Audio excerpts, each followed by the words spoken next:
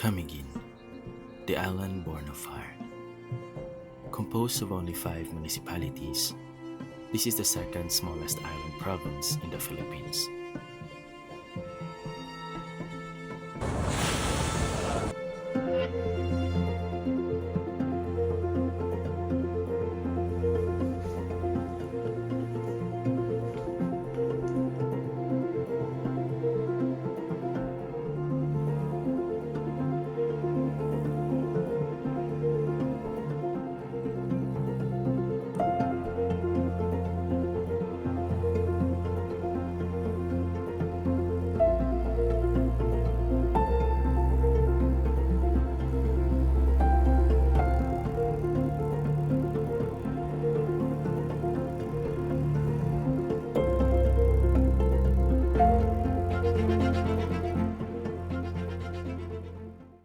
On the 14th of February 2025, 6 brave souls from Team Bohol decided to take on the challenge of reaching the summit of Mount Hibok-Hibok.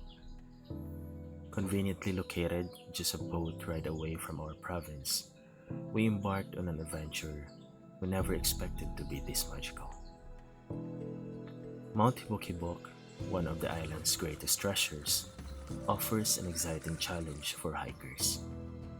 The trail winds through thick forest and leads to stunning viewpoints.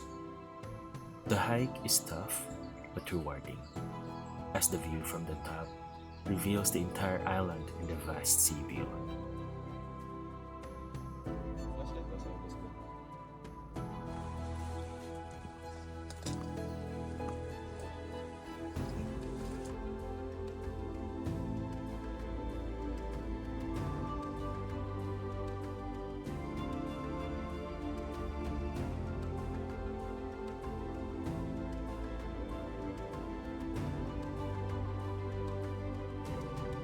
At the crater lake of Mount Hibok-Hibok, adventurers can set up camp and spend the night surrounded by nature, enjoying the cool mountain air and the peaceful beauty of the volcanic landscape.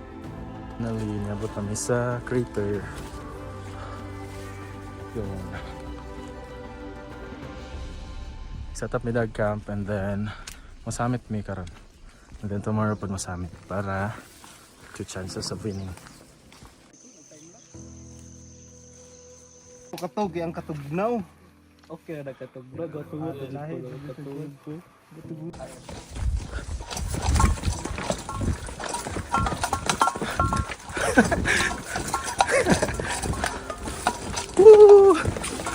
Garada.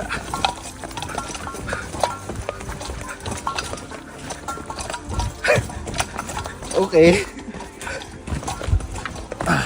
Sa manigugo. But if you need another kind of adventure, a side trip to White Island is a must for you.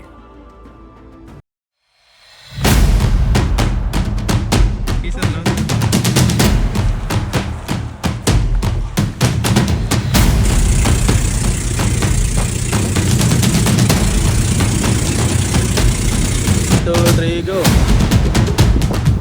Dagat!